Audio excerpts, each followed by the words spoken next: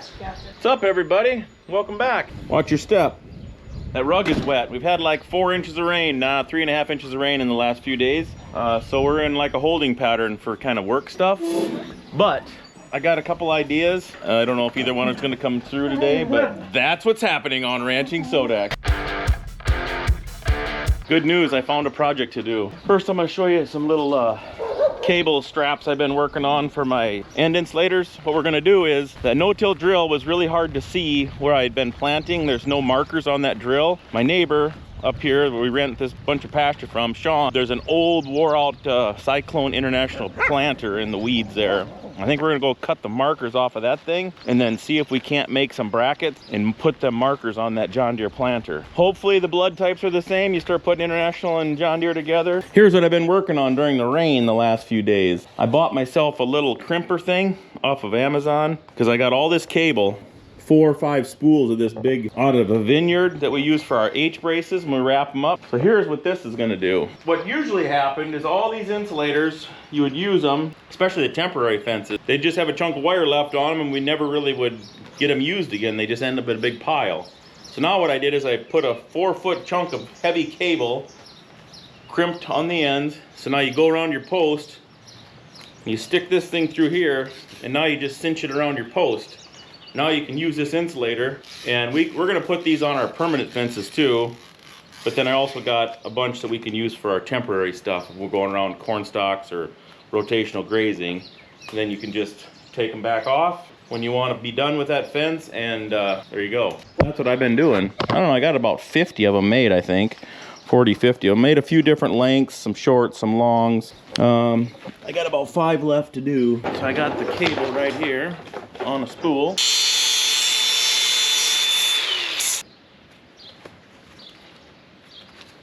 Get her pushed up in there nice. Get this bad boy out. And then on the other end, you just put a sleeve on. Same thing, and make your loop big enough for your insulator to go through.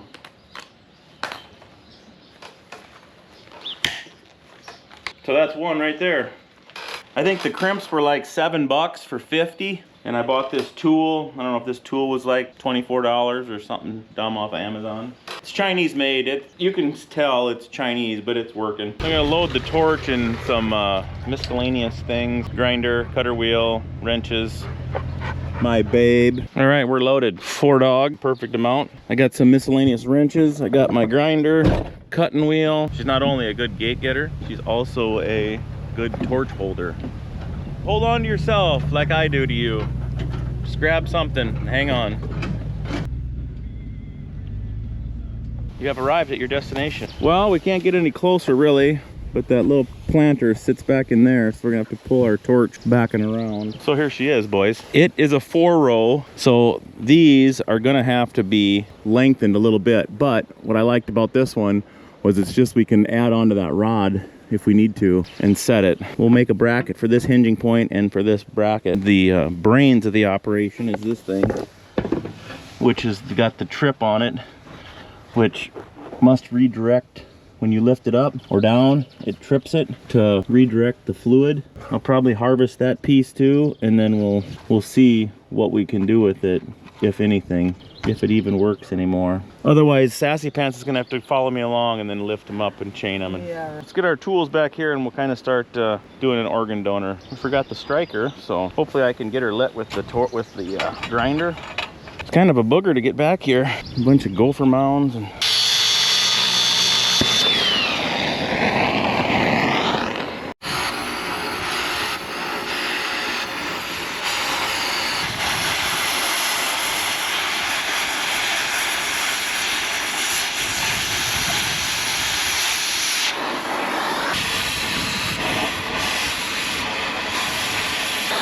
give it a few jerks. There we go. I think it'll be easier to hook this up to another cylinder, your marker cylinder, and then get a selector valve and then just run it by hand in the cab to just flip it on. This side goes down, raise it up, flip it off, the other side goes down. Instead of trying to have a mechanical thing, it'd be a lot easier. Just buy an electrical solenoid block and do it that way.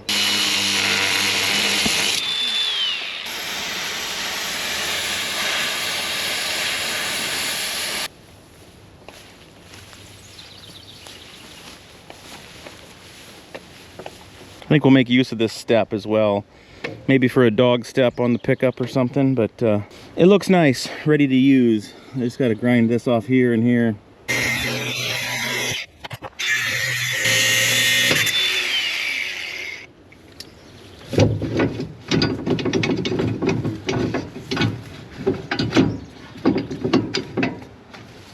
I don't know if you're supposed to have a 1-inch wrench, but I took the grinder and I shaved a little off the side so my 15/16 would work. Gotti! Still got some good oil in her.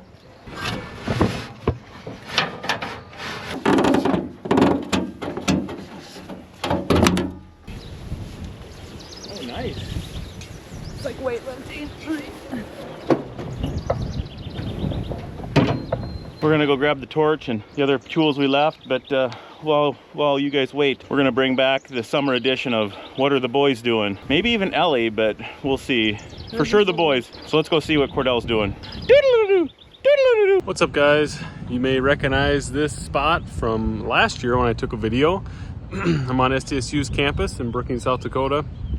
We did a water main project. I did a video on, see all these blue flags over here? We bored about a 250 feet, 300 foot water main service last year was the video I showed. This year, we're coming through with a sanitary sewer about 5 or 6 feet off to the, well, it's 10 feet off to the side and another 5 or 6 feet deeper. We're about 13 to 14 feet deep through here. So today, they got this excavator here. The one crew's gonna dig and we're gonna put a 20-inch casing pipe under this tunnel here. There's a shallow trench tunnel. It's about 5-6 feet deep. And then we'll run our next 2 or 3 days, we'll run our 12-inch sanitary sewer up through here and all the way down there. So they're working on the sanitary up there. They've got about 350 feet done so far in the last couple weeks. They've got about 700 to do, 800 maybe the rest of the summer. And then I'll walk over here and show you our other project. We have 2 projects going on basically on top of each other this summer, so that's fun. So this is our chilled water project. SDSU's campus, a lot of the bigger buildings are cooled using chilled water. They have 2 main chiller plants, one in the kind of the middle of campus, one on the north side. They have a lot of piping, but this project is putting in about 2,500 feet of pipe, almost a half a mile of pipe to connect the 2 plants. So they run in tandem. One is a supply and then one is a return that way, I guess. So one is, I don't know exactly the temperature, cold, and then the other one's slightly warmer, goes back to the chiller plant and gets cooled again. So this project, we were just over there a little bit ago. This project we've installed about 350 feet times 2, 700 feet of pipe, connected it to an existing valve vault over there. Then we'll come around this corner and I'll show you the new vault that we've got the walls and the floor poured, and they'll do the lid next week once they get some of the interior piping set in there. So here's our new valve vault. It's quite large. It's about 22 feet long and 14 feet wide. There'll be 8 valves in there, a 12-inch pipe that runs through the long way, and there'll be a 12-inch service that comes out and goes down to Matthews Hall, and that'll go and get looped in eventually with the rest of their chilled lines, and there'll be an 8-inch that goes into the student union to replace some of they have a small chiller plant in the union, a couple of them, that'll be removed and tied into the large plants once we get this done. So it's about 11 feet deep. It'll be about 2.5 feet below grade, and there'll be a hatch on the top. So pretty cool. To Dane's World, we haven't been out here in a long while, but we're here at the shop right now building well, we're building sidewall rolls right now for Randy down in Nebraska. He's gonna put these on a silage pile. We got most of 55 of them over here right now piled up. He's gonna bring a big flatbed semi truck up here, semi trailer, and we're gonna load them up. He's got some mats going down there too. But we're working on them today in the sun and the heat, which we're going to go in the building here in a little bit. And we got to build a 6x10 for Ian Pursley, and that's going out to Georgia, actually. And Parker's here, #1 man, Parker. And we're going to show you guys how we assemble one of these sidewall sidewall silage covering material. Say that 3 times fast. All right, let's get into it. Time lapse right now.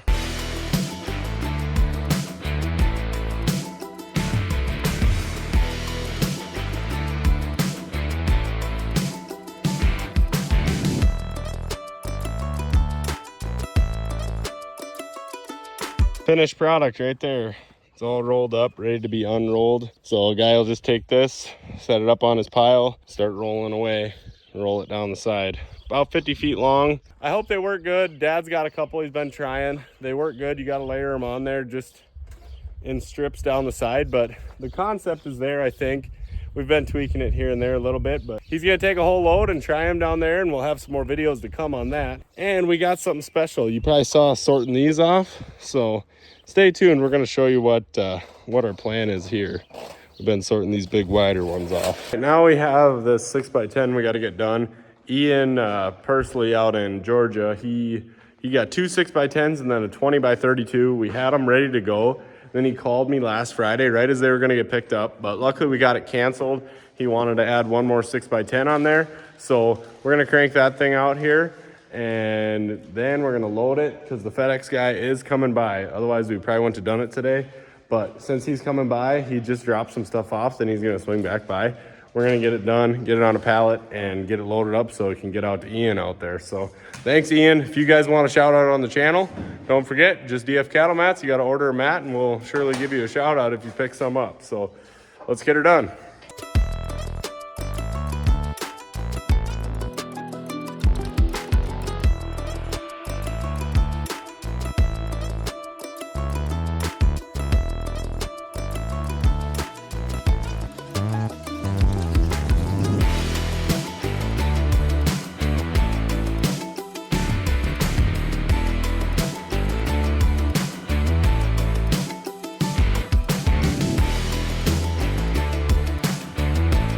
All right, folks, if you ever see my hat starting to tilt a little bit to the side like this, you know it's getting warm in the shop.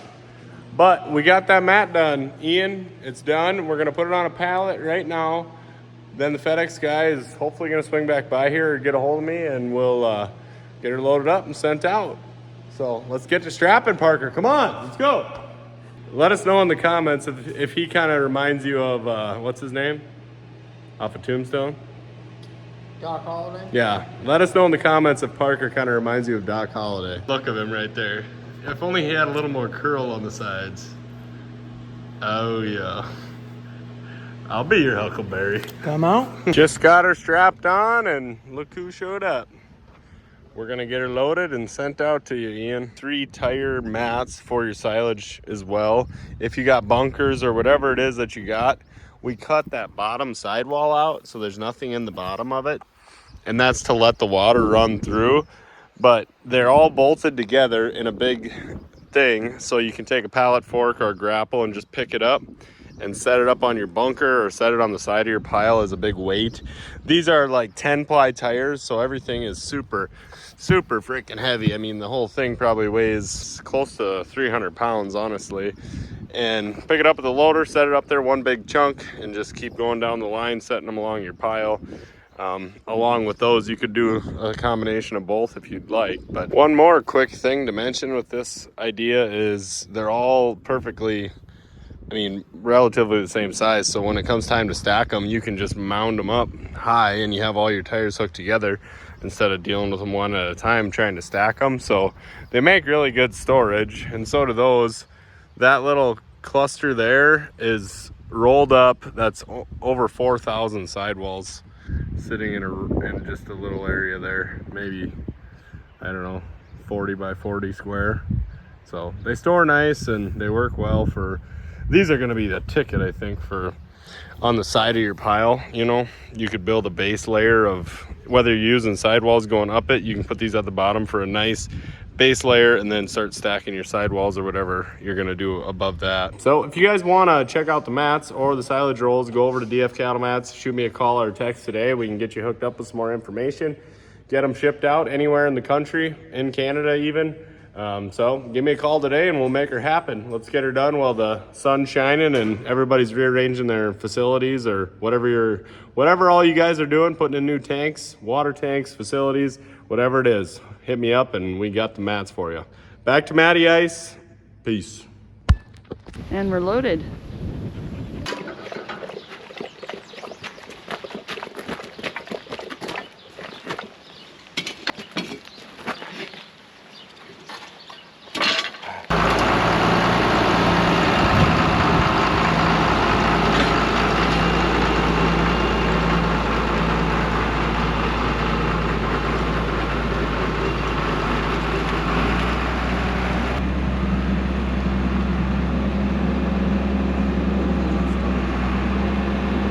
So the frame measures 15 feet. I'm guessing with an angle from up here to go down, you lose a little bit of length versus just being straight out. So you probably lose a few inches. So I'm guessing this arm has to be closer to 8 foot, high 7s and some change probably. My goal is, or my plan is, hopefully that plating that I left on there, that big plate, that we can let this plate, you know, hang down, put something up here, like up here, the top part of it. Most all of the weight is just going to set on here, and then we'll either put a bolt from the back into the plate here, both sides, to kind of sandwich it against. Maybe this could be like a lock on there, so you could have like a lip that went down the back side too. So you'd set it on there with the little holder and then bolt back here underneath. My point is, I'm not going to alter the drill at all. I'm not going to do any welding, drilling, fabricating, least as possible onto the actual drill itself. Got her in transport mode here with a little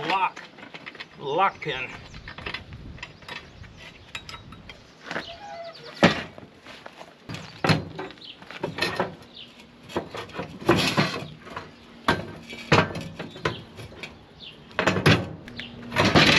Good enough. I think we should get this hose and this cylinder off of here.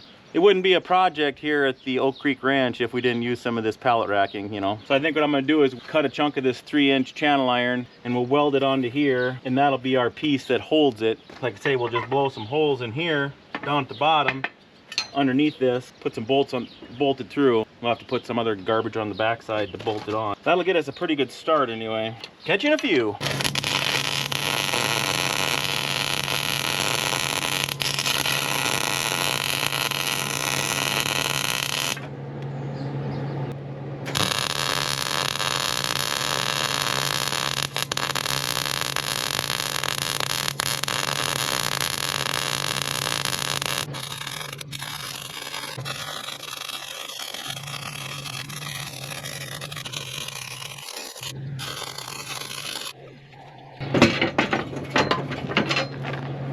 So this arched deal here used to ride on the pipe that was on that other planter, which would have been over here, which would have made it stick out here, which I didn't kind of like.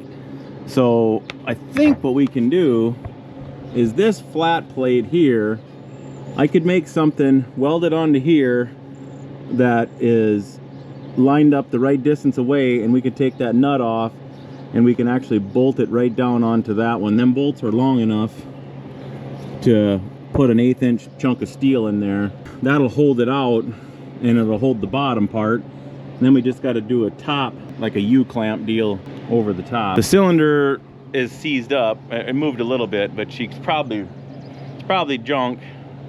Take them probably both to the Dakota Fluid Power and have them take it apart and see if they're straight enough and want to redo them, or if I should just get 2 new cylinders. So I ended up taking off this was the transport lock, because I want this to lay flat against my, now it fits a lot nicer, and then this is actually smooth along here.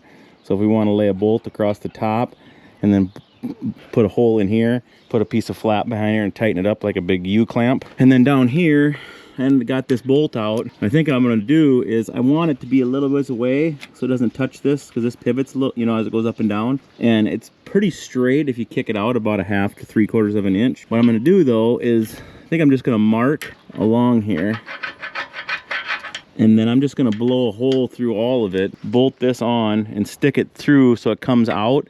Then I can adjust it and I'll be able to put a bead of weld out here and a bead of weld on the inside.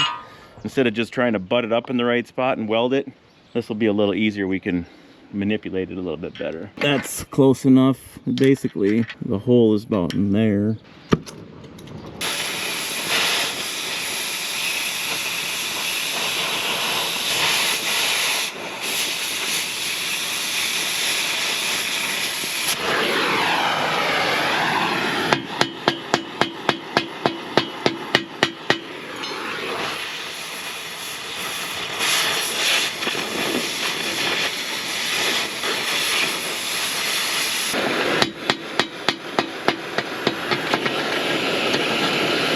I wish somebody would have said something when I was marking that. I just marked where where this was. I need to be on top of it, so I got to notch it out up here. Now I got a nice big freaking gapping welding gap problem. Son of a gun! We'll get her figured out here, bud.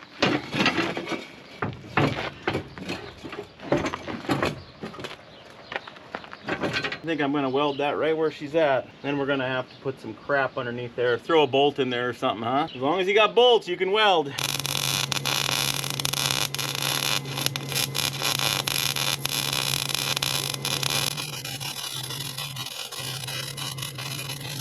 Well, I'm back out here after dinner and fixing my mistake here, but like I say, if you got bolts, you can weld. That one fits in there just perfect.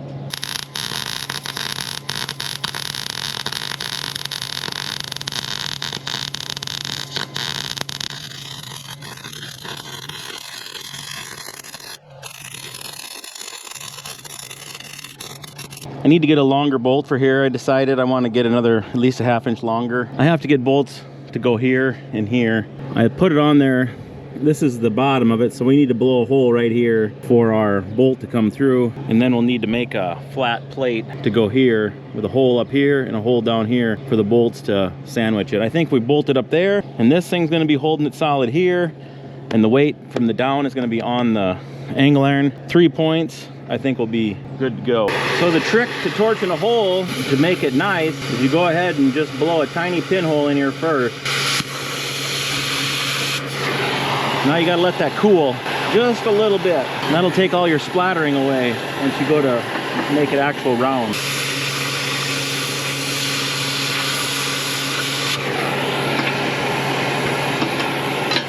Well, we can go over to Jim's over there to the farm and look. Well, I think I can reuse the bolt that's in there for my cross bolt potentially.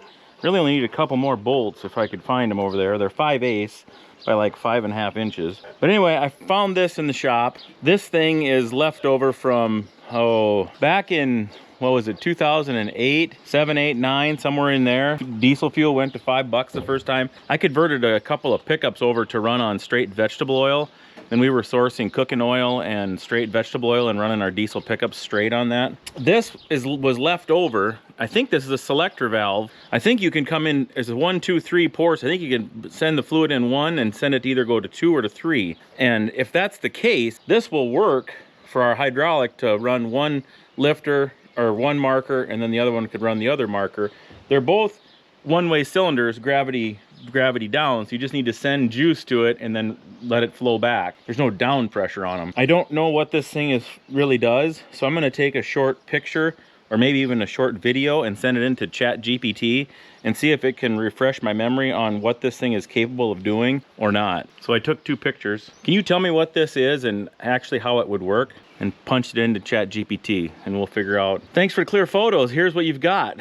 Hydroforce hydraulic solenoid valve assembly, specifically solenoid operated directional control valve, mounted in a custom aluminum block, typically used 12 volt, 24 volt systems, control the flow direction or on off operation, coil, block number, manifold block. Common uses: control hydraulic cylinders, extend, retract, operate motor circuits, switch between 2 hydraulic paths. That's what we want. Can be used in load holding, priority flow, or emergency shutoff applications. The top or bottom fittings in the line are usually the in and out of the hydraulic fluid, so that'd be this one in the bottom. I kind of think we can make this puppy work. Found a few longer bolts.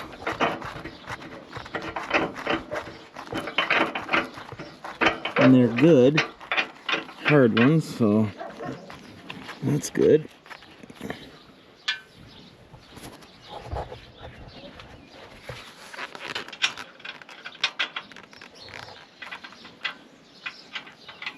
Okay. Really on the top, this bolt could be welded onto here. Put a bolt in here and just a plate here, right? Because we don't need to put nothing on this side if I welded this bolt on here. So that's what I might do. So I got my angle piece on here. Now we're gonna weld this bolt on the top of this deal. The bolt will stay, then this thing you can just take off with 1 bolt and the 1 bolt down there, and then the whole marker should come off.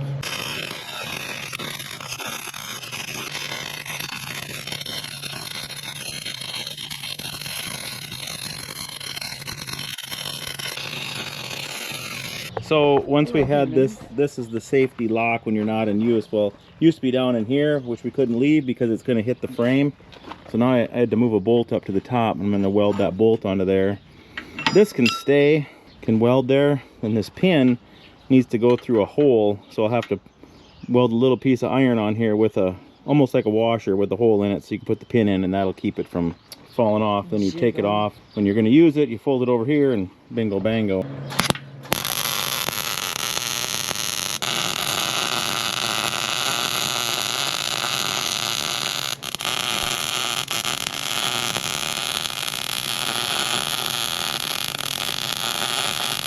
Well, folks, I think we'll call this MacGruber Fabrication. You gotta be nice. You also have to be nice to people too. You can't just make fun of them all the time. That's enough. That's enough. Stop. Stop. Stop. Off to the next one.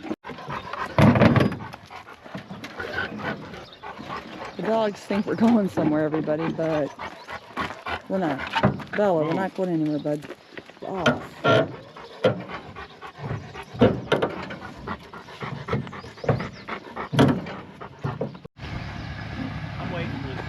What could possibly go wrong? Well, folks, this tree is split. That was pickup adjustment, nothing to do with the... Oh, there it went. Now it's turning. Crooked? It's like moving your pickup over. Okay, you gotta get straight. Oh, Come ahead a little bit or what? I don't know.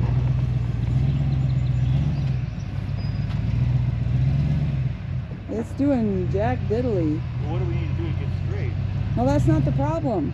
That thing's not moving. We're gonna have to take it to my initial plan, take it to Dakota Fluid Power in Aberdeen, and they'll tell me. So we're gonna take a quick pause. I'm gonna show you some cool stuff in here. But that thing is tighter than a lead pipe cinch, and if anybody knows what movie that came from, I will send you a free hat. So leave in the comments if you know. No cheating either. Good theory, bud. That's gonna be a tough one. Tighter than a lead pipe cinch.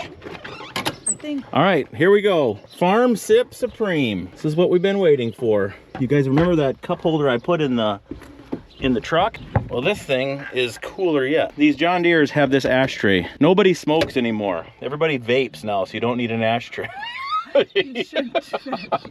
Everybody's chewing Zins and vaping, so you don't need ashtrays anymore. What he did at Farm Sip Supreme is he 3D prints these puppies to exactly fit. You take the ashtray out, and that bolts the puppy right back in there, and it's got a phone holder and phone charger built in here.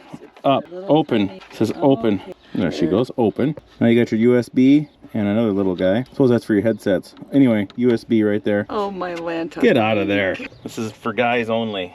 Girls, you just keep swiping. All right, let's mount this puppy up. You need some water. You're getting delirious. So you see when you got your ashtray out, it just leaves you with the cutout here, and the two holes, obviously, screw holes are still there.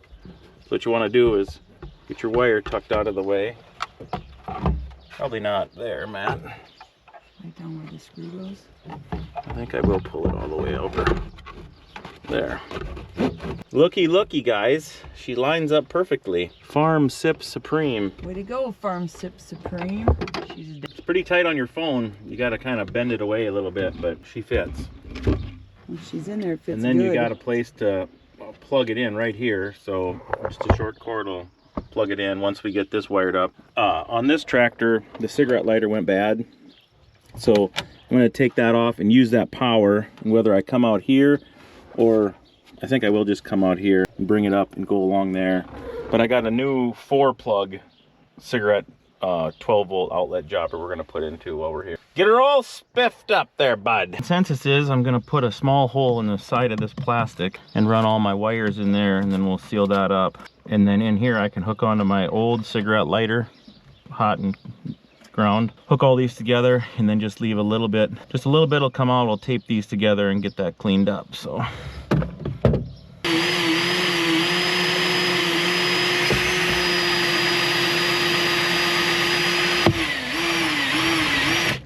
I'm gonna just cut these ends off. This one from Farm Sip, he sends these. You could actually have clipped on to the wire. They open up here, and then you laid your wire in there. One, you know, if you didn't want to splice in, you just lay it in there, sandwich it in, and that would energize it. So I'm going to cut this off a ways back so I could reuse this later, a different application. So this wire here that runs the new cigarette lighter, 4-panger. This one's pretty big. I'm gonna use the biggest splicer I have, and then I'm gonna put the 2 smaller ones, which would be the original, and then this is the new cup holder. Where can I put this so it all falls off?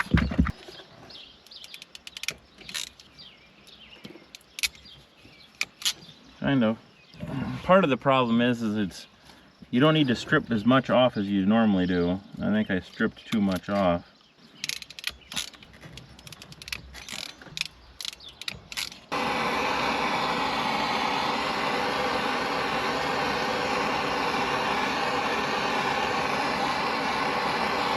Careful now. Got it all put back together. Even got this thing back in its track. I'm gonna squirt a little silicone on there. So we got her kind of taped up and around. Problem is the light's on all the time because that cigarette lighter was live all the time. I don't think that's gonna run my battery down, but if it does, well, I'll just get a different wire. She's all set up. This was a extra cigarette lighters, charger, and then it's also a Bluetooth to my radio, but I'm not 100% sure how you control it. It's either just on or off. I wonder if that's just on, like these are on all the time if I wanted to, and then if I turn this on, I think I only got channel 88.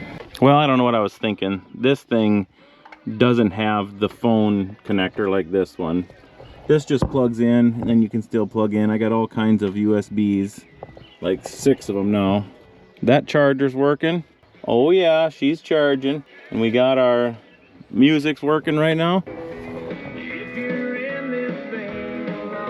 Now all we got left is where the old cigarette lighter hole was. Here's what you do there. Put your Farm Sip Supreme sticker right over that bad boy. Nice and straight now.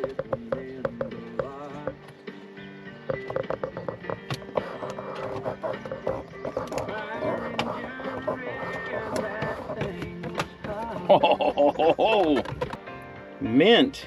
So if you thought that phone cup combo charger was awesome, I've been wanting to try this bad boy because when he sent me the stuff, this thing supposedly will screw on to a 5-gallon bucket of oil. There's no more glugging and no more spilling, supposedly. Let's see. Here, bud.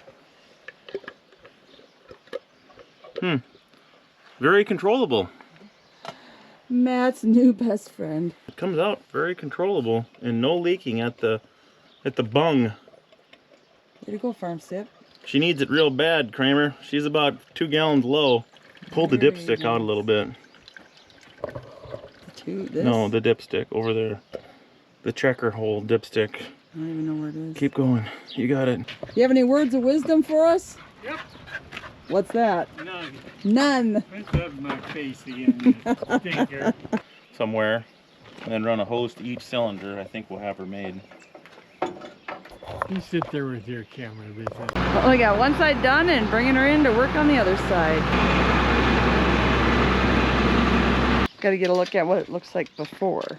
We did. We walked through the whole thing, girl. The only bad thing about how I do things is all the miscellaneous scraps and pieces that I maybe only had one of that I used on this other side. Now I got to dream up new ones. Okay. None of us really want to hear that. Oh, jeez. You got it, girl, or not? Once it gets to the corner, I will. Sure you will. I'm gonna move it over here so I don't have to go so far. Oh boy. What a good idea it was. Well, that's a wrap. We just measured up the hoses. I'll maybe have her take those 2 cylinders tomorrow and we'll get some hoses built. I think I'm gonna try this bad boy right in this region. There's 2 slots in here for a bolt to bolt it down. So maybe make a bracket. Not 100%. Probably could be fine just setting it here, hooking it up, and then just bunging it down. Not a panic. That's it. That's how you mate a John Deere with a International. You just slowly ease into it and just steady as she goes, and they will slowly accept each other, you know, if you take it easy. IH markers, John Deere drill. All right, thanks for tuning in. Good to see those boys working, isn't it? We'll catch you on the next one. Peace.